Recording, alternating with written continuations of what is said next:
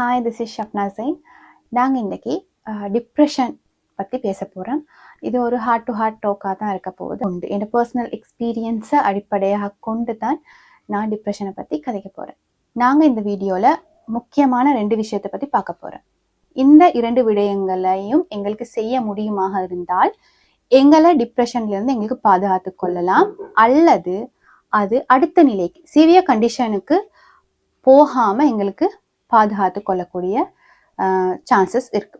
So இந்த 2 விஷயத்தை பற்றி நாங்கள் தொடர்ச்சியாக பார்ப்போம். முதலாவது, நான் அந்த வீடியோக்குள்ளே டிஸ்கஷனுக்குள்ளே போகும்போது ஒரு சின்ன ஞாபகமூட்டல். இது என் பர்சனல் எக்ஸ்பீரியன்ஸில் நான் அனுபவப்பட்ட விஷயங்களை தான் நான் ஷேர் பண்ண போகிறேன். இதில் நான் மெடிக்கல் டேர்மோ இல்லாட்டி கவுன்சிலிங் இன்டர்வென்ஷன் பிளான்ஸோ நான் சொல்லலை. ஸோ இது ஒரு ஹார்ட் டு ஹார்ட் டாக், நான் ஏற்கனவே சொன்னேன். ஸோ இதில் வர விஷயங்கள் உங்களுக்கு ஹெல்ப்ஃபுல்லாக இருக்கும் என்ற ஒரு நோக்கத்துக்காக மாத்திரம் நான் ஷேர் பண்ணுறேன். ஸோ நான் சொன்ன மாதிரி இதில் 2 முக்கியமான விஷயத்தை பற்றி பேச போகிறோம். அதில் முதலாவது லிஸ்னிங் அண்ட் டாக்கிங், பேசுகிறதும் அதை செவிமடுத்தலும். அப்போ இது எப்படி இந்த டிப்ரெஷனோட கனெக்ட் ஆகுதுன்னு பார்த்தீங்கன்னு சொன்னால், பொதுவாக டிப்ரெஷன் பற்றி நாங்கள் பேச போகிற நேரம் ஆஃப்டர் அவங்க அவங்களோட உயிரை மாற்றிக்கொண்ட பிறகு தான் அதை பற்றி நாங்கள் பேசுகிறேன். பொதுவாகவே நாங்கள் நினைக்கவே இல்லை இந்த பர்சன் இப்படி செஞ்சு கொள்வாருன்னு நாங்கள் நினைக்கவே இல்லை அப்படின்னு தான் நாங்கள் பேசுவோம். எங்களோட டாக் அப்படி தான் ஸ்டார்ட் ஆகும். Depression look like this, not like this அப்படின்னு நான் சொல்கிறதுக்கு காரணம், டிப்ரெஷனுக்கு உள்ளான ஆக்கள் பொதுவாக எப்படி இருப்பாங்கன்னு சொன்னால், எந்த நேரம் சிரித்து கொண்டு அடுத்தாக்களோட சோஷியலாக பழக்கூடிய நபர்களாக காணப்படுவாங்க. அதே நேரத்தில் அடுத்தாக்களோட பிரச்சனைக்கு அழகாக சொல்யூஷன் சொல்லக்கூடிய நபர்களாக இருப்பாங்க.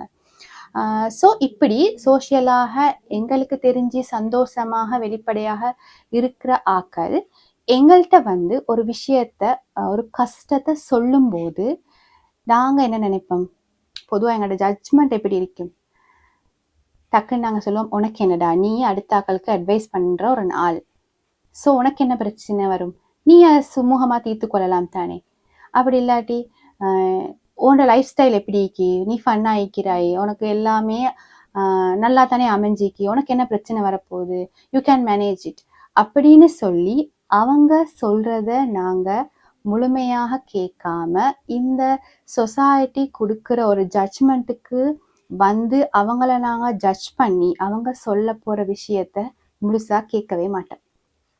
ஸோ அவங்களும் நிச்சயமாக என்ன செய்வாங்க, சொல்ல வந்த விஷயத்தை அப்படியே ஸ்டாப் பண்ணிட்டு இந்த சொசைட்டி தந்த அந்த கிரீடத்தை தலையில சுமந்து கொண்டு அவங்களோட சோகங்களை கஷ்டங்களை அவங்களுக்குள்ளேயே அவங்க என்ன செய்வாங்க, போட்டு புதைச்சிக்குள்ளதான் ட்ரை பண்ணுவாங்க.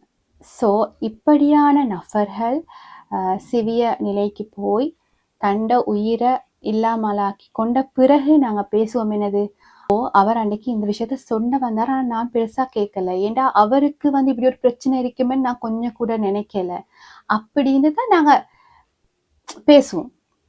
அவருக்கு அப்படி ஒரு பிரச்சனை இருக்குமா, நான் நினைக்கவே இல்லை அப்படின்ற ஒரு சிச்சுவேஷன்ல தான் நாங்க இருப்போம். அப்ப கொஞ்சம் யோசிங்க, யாராவது ஒருத்தர் சமூகத்துல நல்ல பேர்ல நல்ல நிலையில இருக்கிற ஒருத்தருக்கு கூட என்னது டிப்ரெஷன்ன்றது வரலாம். அது சாதாரணமான ஒரு விஷயம். ஸோ நாங்கள் அவங்க சொல்ல வர விஷயங்களை முழுமையாக கேட்காம சொசைட்டி கொடுக்குற ஒரு ஜட்ஜ்மெண்ட்டில் அவங்கள ஜட்ஜ் பண்ணி அவங்க சொல்ல வர விஷயங்களை புரிஞ்சு கொள்ளாமல் இருக்கிறதால அவங்களோட உயிர் இல்லாமலாகிற சந்தர்ப்பங்கள், அதற்கு காரணமாக நாங்களும் இருக்கக்கூடிய சந்தர்ப்பங்கள் அதிகமாக இருக்கும். கட்டாயம் நீங்கள் முதலாவது செய்ய வேண்டிய வேலை, அது யாராகவும் இருக்கலாம், பொதுவாக ஃப்ரெண்ட்ஸு கிட்ட தான் அப்படி வெளிப்படையாக ஒரு விஷயத்த சொல்ல வருவாங்க. யாரா இருந்தாலும் ஒரு எக்ஸ்டெண்டட் நபர் உங்கள்கிட்ட ஒரு விஷயத்த ஓப்பன் அப் பண்ண ஆரம்பிக்கிறாருன்றா தயவு செஞ்சு என்ன செய்யுங்க, அதை அவங்கள ஜட்ஜ் பண்ணி அவங்களால கட் பண்ணி எஸ்கேப் ஆகாமல் அவங்க சொல்கிறத கொஞ்சம் நிதானமாக கேளுங்க. அவங்களோட ஸ்டோரியை ஃபுல்லாக சொல்லி முடிக்கிற வரைக்கும் அவங்களுக்கு டைம் கொடுங்க. நீங்கள் ஜட்ஜ்மெண்ட்டுக்கு வராதீங்க. இன்கேஸ் அவங்க சொல்கிற நேரம் அவங்க அடுத்தடுத்து நீங்களும் லிசன் பண்ணுறீங்க அப்படின்ற சாட்டிஸ்ஃபேக்ஷன் அவங்களுக்கு இருந்தால் தொடர்ச்சியாக அவங்களோட சிச்சுவேஷனை அவங்க சொல்ல வெளிக்கிடுவாங்க, அதில் எந்த சந்தேகமும் இல்லை. ஸோ அவங்க பேசுகிறத நீங்கள் முழுமையாக கேட்டீங்கன்னு சொன்னால் உங்களுக்கு ஒரு முடிவுக்கு வரலாம். மேபி உங்களால அந்த பிரச்சனைக்கு ஒரு சொல்யூஷன் சொல்லக்கூடிய சுச்சுவேஷன் இருக்கும். அப்படி இல்லாட்டி அவங்கள மோட்டிவேட் பண்ணி அவங்கள சுச்சுவேஷன் வந்து மேல தட்டி கொடுக்கறதுக்கு எல்லாத்துக்கும் இயலும். அப்ப அப்படி ஒரு நபராக அவர்ட டிப்ரெஷன் அடுத்த கட்டத்துக்கு போகாம தடுக்கக்கூடிய ஒரு பர்சனாக நீங்களும் இருக்கலாம். அதுல எந்த சந்தேகமும் இல்லை. டாக் அண்ட் லிசன் மிச்சமே முக்கியம். இதை கொஞ்சம் சீரியஸா எடுத்து நீங்க உங்களோட வாழ்க்கையில நடைமுறைப்படுத்த ப்ராக்டிஸ் பண்ணுங்க. அது ஒருத்தட லைஃபை சேவ் பண்றதுக்கு உதவும். அடுத்து நாங்கள் பேச போகிறது 2வது விஷயம், இந்த சொசைட்டி. இப்போ உதாரணமாக ஒருத்தர் எக்ஸென்ற நபர், அவருக்கு டிப்ரெஷன் இருக்கின்னு வெப்பமே டிப்ரெஷன் இருக்கி அவர் வந்து அதை ஒருத்தர்கிட்ட எக்ஸ்ப்ரெஸ் பண்ண போகிறாரு. பட் அதுக்கான சந்தர்ப்பம் அவருக்கு அமைதில்லை. இந்த லிசன் அண்ட் டாக் நடக்குதில்லைன்னு வைங்க. அப்போ அவர் என்ன செய்வாருன்னு அடுத்த கட்டமாக ஒரு கவுன்சிலரையோ அப்படி இல்லாட்டி ஒரு சைக்காட்ரிஸ்டையோ நாடி போகிறதுக்கு அவர் நினைச்சாலும் கூட இந்த சொசைட்டி அதுக்கு வழி விடுமான்னு கேட்டா அந்த கேள்விக்கு ஆன்சர் உண்மையாவே சரியாக சொல்ல இயலாது. ஏண்டா ஒரு பேசிக்கலி ஒருத்தர் கவுன்சிலிங்க்கு போறேன்டாலே அந்த ஒரு நபரை ஒரு கீழ்த்தரமாக ஏதோ இல்லாத ஒரு நோய் அவருக்கு இருக்கிறதாக கருதக்கூடிய ஒரு சமூகத்துல தான் நாங்கள் வாழ்ந்து கொண்டிருக்கிறோம். ஸோ கவுன்சிலிங்கே போக இயலாத ஒரு நபர் உண்மையாவே சைக்காட்ரிஸ்ட போனா அதுக்கு அந்த நபருக்கு என்ன மாதிரி வேர்ட்ஸ் நாங்கள் யூஸ் பண்ணுவோம் எங்களுக்கு நல்லாவே தெரியும். அதை நான் இங்கே பப்ளிக்ல சொல்ல தேவையில்லை. ஸோ நாங்கள் பர்சனலாக நாங்கள் ஒவ்வொருத்தரையும் யோசிக்கணும்னா, ஒருத்தர் சைக்காட்ரிக்ட போறோம்னா அவங்களுக்கு நாங்கள் என்ன பேர் வைப்போம் அப்படின்றத நாங்கள் ஒவ்வொருத்தரையும் யோசிச்சு கொள்ளணும். ஸோ அப்படியான விஷயங்களுக்கு பயந்து இந்த டிப்ரெஷன் உள்ளாக்கள் கவுன்சிலிங்கோ டாக்டர்கிட்டையோ போக மாட்டாங்க. ஏண்டா அவங்க சொசைட்டியில் எடுத்த பேரை அவங்க பாதுகாத்துக்குள்ள தான் ட்ரை பண்ணுவாங்களே தவிர தண்ட குடும்பம், தண்ட சூழல், தண்ட ஃப்ரெண்ட் ஜோன் இவங்கக்கிட்ட இந்த குறிப்பிட்ட பேரை எடுக்க அவங்க விரும்ப மாட்டாங்க. ஸோ இதனாலையும் என்ன நடக்குதுன்னு சொன்னால், இந்த டிப்ரெஷன் உள்ள ஆக்கள் ட்ரீட்மெண்ட்டுக்கு போகிறது இல்லை. ஸோ இதுக்கும் யார் காரணம்? இந்த சொசைட்டி. அதாவது நாங்கள் தான் ரீசன். எங்கள்கிட்ட இப்போ நான் ஏற்கனவே சொன்னேன், டாக் அண்ட் லிசனில் ஒருத்தர் எங்கள்கிட்ட வந்து ஒரு இஷ்யூவை சொல்கிறாருன்னு சொன்னால் அதை கேட்குற நேரம் எங்களுக்கு விளங்கும், எங்களுக்கு அந்த பிரச்சனையை தீர்க்க முடியுமா இயலாவாண்டு. அந்த நேரத்தில் ஒரு விஷயம் சிவியராக போகிற நேரம் எல்லாருக்கும் அதை அண்டர்ஸ்டாண்ட் பண்ண முடியுமாக இருக்கும். அப்போ அந்த சந்தர்ப்பத்தில் ஒரு நல்ல கைடராக இருந்து அவரை ஒரு கவுன்சிலர்கிட்டையோ இல்லாட்டி ஒரு சைக்காட்ரிக்கிட்டையோ நாங்கள் ரெஃபர் பண்ணுற நபர்களாக இருக்கணும்.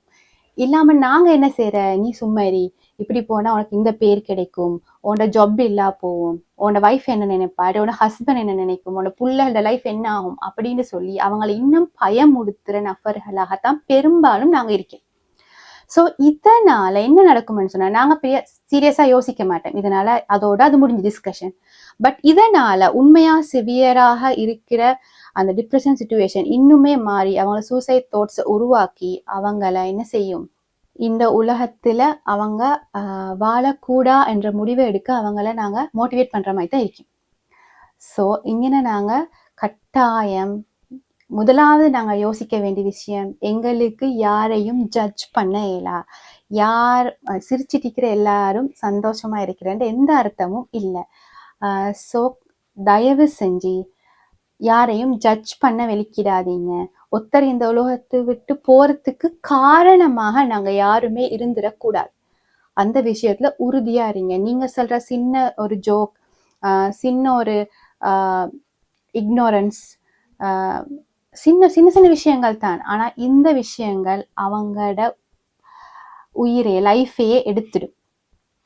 ஸோ கட்டாயம் இந்த விஷயங்களை கொஞ்சம் கவனமா இருங்க. சிம்பிள், நாங்கள் வந்து ஒருத்தர் சொல்றத கேட்கறது சிம்பிளான ஒரு விஷயம், அல்லது அவங்கள ப்ரொஃபஷனல் ஹெல்ப்புக்கு வழி நடத்துறது எங்களுக்கு ஈஸி. ஸோ இது ரெண்டையுமே எங்களுக்கு எல்லாருக்குமே செய்யலும்.